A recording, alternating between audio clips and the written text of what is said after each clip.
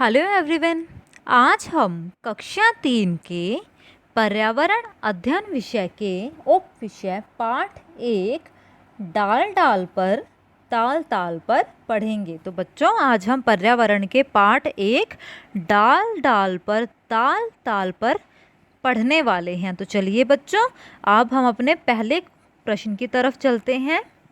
हमारा पहला प्रश्न है, ऐसे किन्हीं 5 जानवरों के नाम लिखें जिन्हें आप प्रायः देखते हैं। तो बच्चों, हमें ऐसे किन्हीं 5 जानवरों के ऐसे नाम लिखने हैं जो पेड़ों पर रहते हैं, जो धरती पर रहते हैं और जो पानी में रहते हैं। तो चलिए हम सबसे पहले पेड़ों पर रहने वाले जानवरों के नाम लिखते हैं। तो बच्चों, पेड़ों पर कौन कौन रहता है? जितने भी पक्षी होते हैं, जैसे कि तोता, कबूतर, कौवा, कोयल, ये सब क्या हैं बच्चों? पेड़ों पर रहते हैं। इसके अलावा बंदर भी पेड़ों पर ही रहते हैं।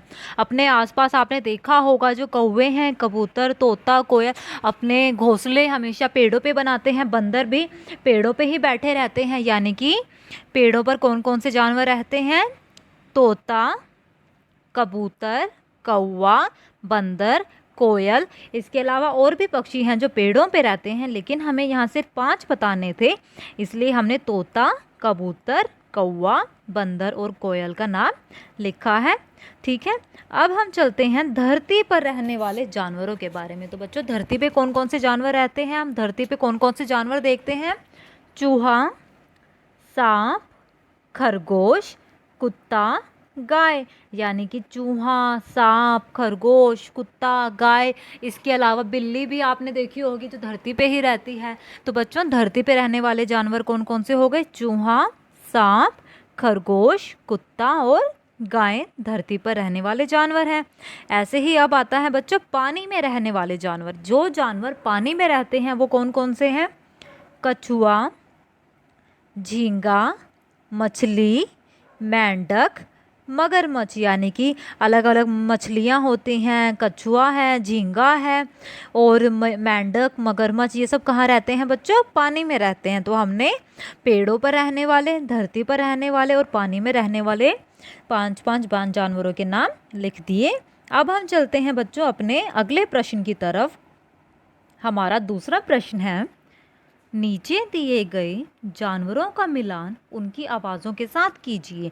यानी कि बच्चों, इस तरफ हमें कुछ जानवरों के नाम दिए हैं और यहाँ पर जो ये जानवर हैं वो कैसी कैसी आवाज़ें निकालते हैं हमें वो बताया है हमें। अब इन जानवरों के नाम पढ़ेंगे और देखेंगे कौन सा जानवर कौन सी आवाज़ निकालता है। जैसे कि है कुत्ता। तो बच्चों, कुत्ता भौं भौं करके भौंकता है, इसलिए हम क्या करेंगे? कुत्ते को अपने ये जो भों भों की आवाज़ है, ये जो आवाज़ें हमें इस तरफ दी हुई हैं, इनमें से हमें मिलाना है। तो कुत्ता कैसे करता है बच्चों? भौंकता है भों भों करके, इसलिए हम कुत्ता को भौंकने से मिला देंगे। अब आता है बिल्ली। तो बच्चों, बिल्ली कैसे करती है? बिल्ली करती है म्याऊं म्याऊं। तो म्याऊं म्याऊं ये रहा, इसको हम बिल्ली से मिला देंगे। अब हम चलते हैं अपने तीसरे जानवर की तरफ, जो कि है गाय। तो बच्चों, गाय कैसे करती है? गाय रंभाती है। गाय अजीब रंभा कर अजीब सी आवाज़ निकालती है, उसे रंभाना कहते हैं। यानी बच्चों, जो गाय हो, जैसे कुत्ता भौंकता है, बिल्ली म्याऊं म्याऊं करती है, ऐसे ही गाय जो आवाज़ निकालती है उसे रंभाना कहते हैं। तो गाय क्या करती है? रंभाती है। ठीक है, अब आता है कबूतर। तो बच्चों, कबूतर कैसे आवाज़ें निकालता है? गुटर गू ऐसे करता रहता है। आपने आपके आसपास अगर कबूतर होंगे तो आपने सुनी होगी कबूतर की आवाज़, वो गुटर गू कुछ करता है। तो कबूतर की आवाज़ है गुटर गू। मेंढक टर्राता है, टर टर ऐसे करता है। तो मेंढक कैसी आवाज़ निकालता है? टर्राने की। और शेर दहाड़ता है, शेर दहाड़ता है। तो बच्चों, हमने सभी आवाज़ें उनके जानवरों के साथ मिला दी है। जैसे कुत्ता भौंकता है, बिल्ली म्याऊं म्याऊं करती है, गाय रंभाती है, कबूतर गुटर गू करते हैं, मेंढक टर्राते हैं और शेर दहाड़ता है। ठीक है, तो बच्चों, ये हो गया हमारा प्रश्न संख्या 2। अब हम चलते हैं अपने प्रश्न संख्या 3 की तरफ। दिए गए संकेतों की मदद से जानवरों का नाम बताओ। यानी कि बच्चों, हमें यहाँ कुछ संकेत दिए हैं, जैसे बंदर, तोता, मधुमक्खी, गधा, तितली। और हमें यहाँ पे कुछ प्रश्न पूछे हैं जिनमें इनके विशेषताओं के आधार पर हमें बताना है कि ये किस जानवर की विशेषता है। जैसे पहला है हरा हरा रंग है, मिर्ची बहुत पसंद है। तो बच्चों तोता जो है वो किस रंग का होता है? हरे रंग का होता है। और तोते को मिर्ची बहुत पसंद है, तो ऐसा कौन, तो इसका आंसर क्या हो गया? तोता, क्योंकि तोते का रंग कैसा होता है? हरा, और उसे मिर्ची खाना बहुत पसंद है। ठीक है, अब हम चलते हैं अपने अगले खा वाक्य की तरफ। मैं पेड़ों पर इधर उधर कूदता हूँ, मुझे केला बहुत पसंद है। तो बच्चों पेड़ों पर एक पेड़ से दूसरे पेड़ पर कूदना और केला किसे पसंद है? बंदर को, यानी कि बंदर ही है जो एक पेड़ से दूसरे पेड़ पर कूदता रहता है, छलांगे लगाता रहता है, और बंदर को केले खाने भी बहुत पसंद है। तो इसका उत्तर हो गया बंदर। अब आता है गा वाक्य, जिसमें किस जानवर की विशेषता बताई है, हमें यह पता लगाना है। मैं रंग बिरंगी छोटी सी हूँ, मुझे फूल बहुत पसंद है। तो बच्चों रंग बिरंगी इनमें से बंदर, तोता, मधुमक्खी, गधा और तितली में से कौन होती है? तितली। तितली जो है छोटी सी होती है, रंग बिरंगी होती है और फूलों पर बैठती है, यानी उसे फूल बहुत पसंद है। तो इसका उत्तर क्या हो गया? तितली। अब चलते हैं अपने अगले वाक्य की तरफ। मैं छत्ते में रहती हूँ, तुमको शहद देती हूँ। यानी कि बच्चों छत्ते में कौन रहती है? मधुमक्खी रहती है।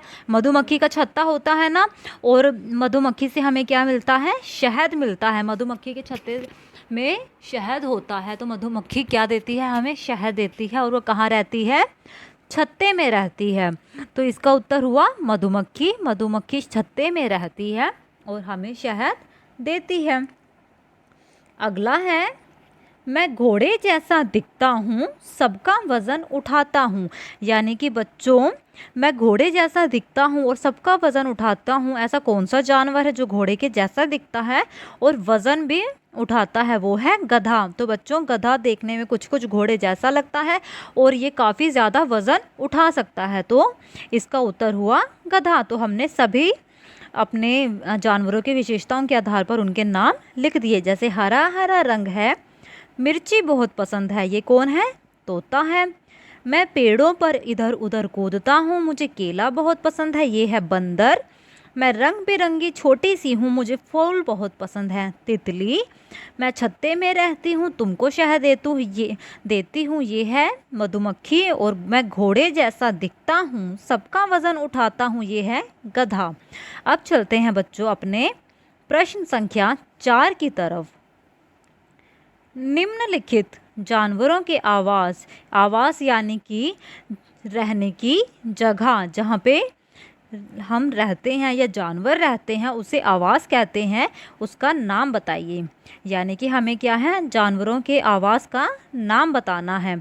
जैसे कि हमें कुछ संकेत दिए हैं: पानी, अस्तबल, घोंसला, कैनल, कुत्ता घर, बाड़ा या गौशाला। तो बच्चों अब हमें कुछ पिक्चर दी गई हैं। ये क्या है? एक डॉगी है, एक कुत्ता है और इसके सामने एक घर बना हुआ है। तो बच्चों कुत्ता जो है वो कहाँ रहता है? डॉग हाउस में रहता है। कुत्ता घर या कैनल कहते हैं उसे, तो वो कहाँ रहता है? कुत्ता रहता है कुत्ता घर में। तो कुत्ते के आवास का नाम क्या हो गया? कुत्ता घर। ऐसे ही ये है एक चिड़िया और ये है उसका घोंसला। तो बच्चे जो चिड़िया है वो पेड़ों पर अपने घोंसले बनाती है, अपने घोंसले को ही वो अपना आवास मानती है। तो चिड़िया का आवास का नाम क्या हो गया? घोंसला। यानी चिड़िया किस जगह पे रहती है? घोंसले में रहती है। अब आता है अगला चित्र। ये क्या है बच्चों? मछली। और मछली कहाँ रहती है बच्चों? पानी में रहती है। मछली पानी में रहती है, तो मछली का आवास हो गया पानी। अब आता है अगला चित्र। ये क्या है बच्चों? एक घोड़ा है और घोड़ा रहता है बच्चों अस्तबल में। घोड़ा कहाँ रहता है?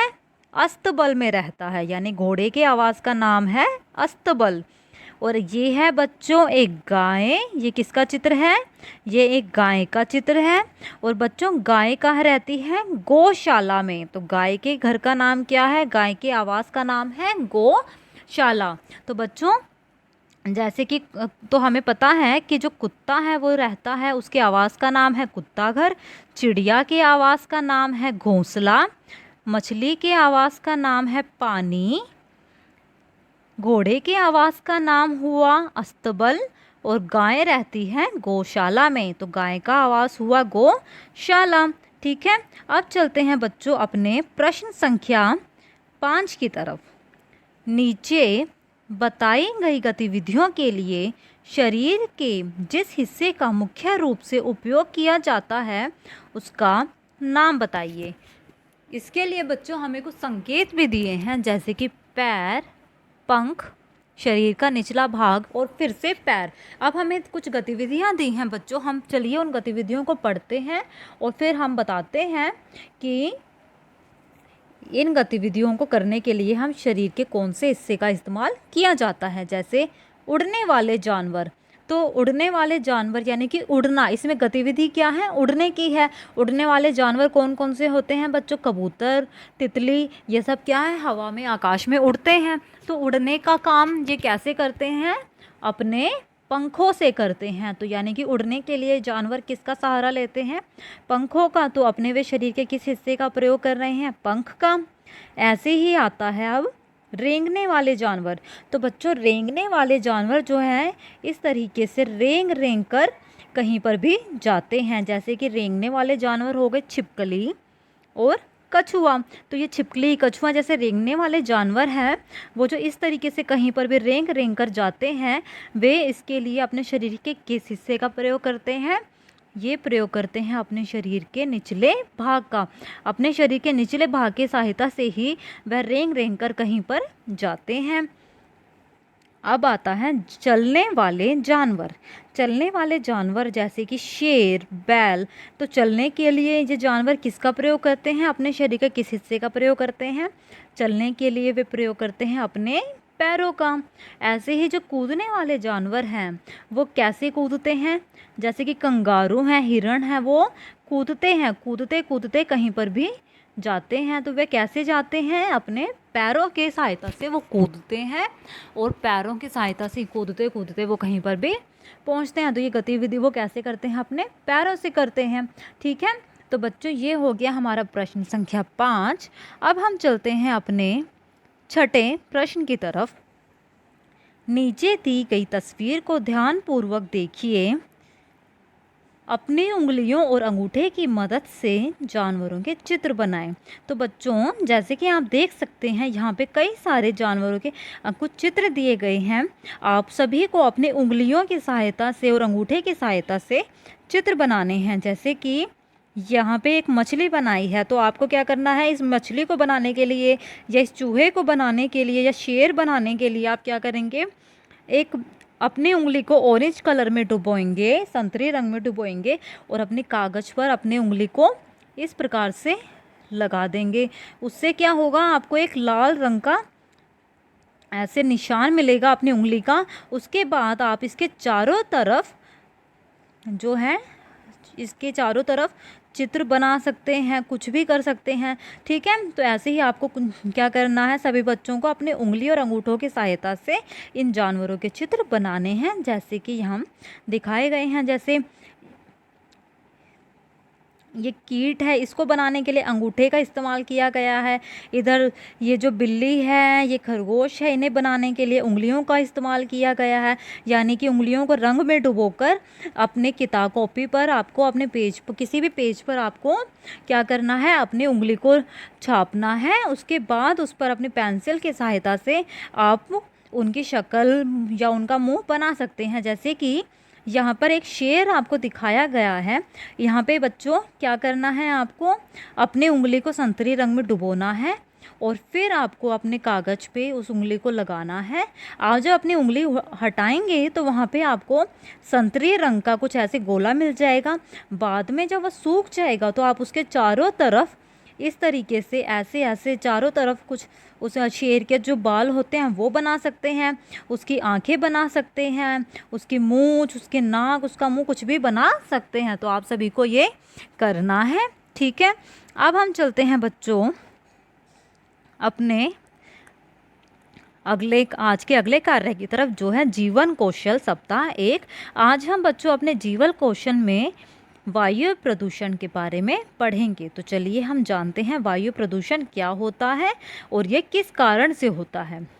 पर्यावरण में मौजूद हानिकारक गैस, धूल और धुआं वायु प्रदूषण के लिए जिम्मेदार हैं। तो बच्चों हमारे जो पर्यावरण में जो हानिकारक गैसें हैं, धूल मिट्टी है, धुआं है, वो वायु प्रदूषण के लिए जिम्मेदार है।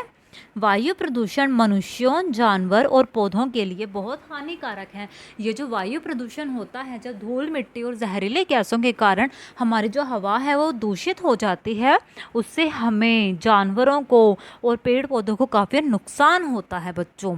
ठीक है, अब हम जानते हैं वायु प्रदूषण के कारण क्या हैं। तो बच्चों वायु प्रदूषण किन कारणों से होता है, उसके लिए है कारखानों से निकलने वाला धुआं।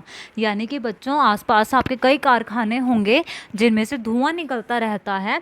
इन धुओं से हमारी जो हवा है वो खराब होती है, दूषित होती है। इसके अलावा इमारतों का निर्माण और विध्वंस कार्य, यानी कि घर बनाने में काफ़ी ज़्यादा धूल मिट्टी लगती है, और अगर कोई बिल्डिंग बनी हुई है, कोई इमारत बनी है, उसको तोड़ने में भी कितनी ज़्यादा धूल मिट्टी होती है। तो इसकी वजह से भी जो है वायु प्रदूषित होती है। इसके अलावा कार, बाइक, हवाई जहाज़ आदि वाहनों से निकलने वाला धुआं, यानी कि जितनी भी मोटर गाड़ियां हैं, जितने भी हवाई जहाज़ हैं, बस हैं, स्कूटर हैं, कार है, इनसे जो धुआं निकलता है, इनसे भी वायु प्रदूषित होता है। और जंगलों में जब आग लग जाती है तो भी वायु जो है प्रदूषण काफ़ी ज़्यादा बढ़ जाता है। तो ये हो गए वायु प्रदूषण के 4 कारण, जैसे कि कारखानों से निकलने वाला धुआं,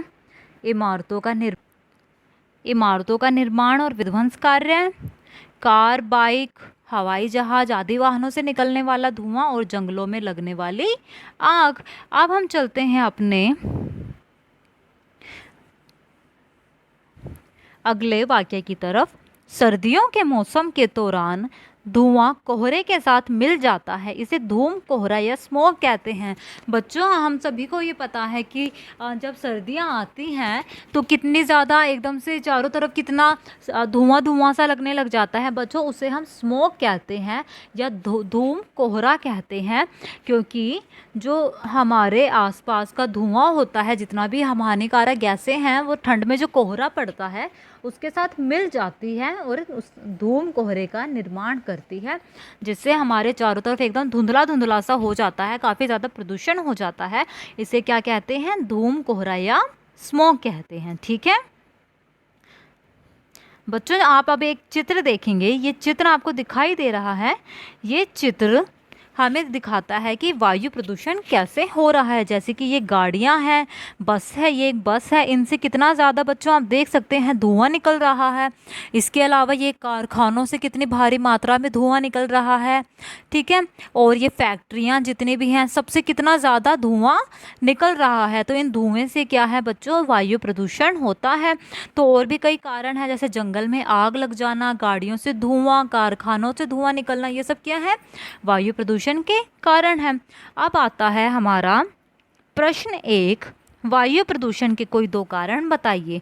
तो बच्चों आपको यहाँ पे वायु प्रदूषण किन कारणों से होता है उनमें से कोई 2 कारण लिखने हैं। जैसे मैंने लिखा है, कारखाने से निकलने वाला धुआं, कार, बाइक, हवाई जहाज आदि वाहनों से निकलने वाला धुआं। अब बच्चों यहाँ पे आपको वायु प्रदूषण के कोई 2 कारण बताने हैं जिनकी वजह से वायु प्रदूषण होता है। जैसे मैंने यहाँ पे लिखा है, कारखाने से निकलने वाला धुआं और हवाई जहाज, कार, बाइक से निकलने वाला धुआं। आप यहाँ किन्हीं और 2 कारणों के नाम भी लिख सकते हैं। अगला प्रश्न है, रिक्त स्थान भरें। धूम, कोहरा या स्मोक क्या है, धुएं और कोहरे का संयोजन है। तो धूम कोहरा किसका संयोजन है, धुएं और कोहरे का संयोजन है। ठीक है, तो ये हो गया बच्चों हमारा प्रश्न संख्या 2। आज की कक्षा में बच्चों सिर्फ इतना ही। अब हम अपनी अगली कक्षा में मिलेंगे। मैं आशा करती हूँ ये आपको यह कक्षा पसंद आई होगी। धन्यवाद।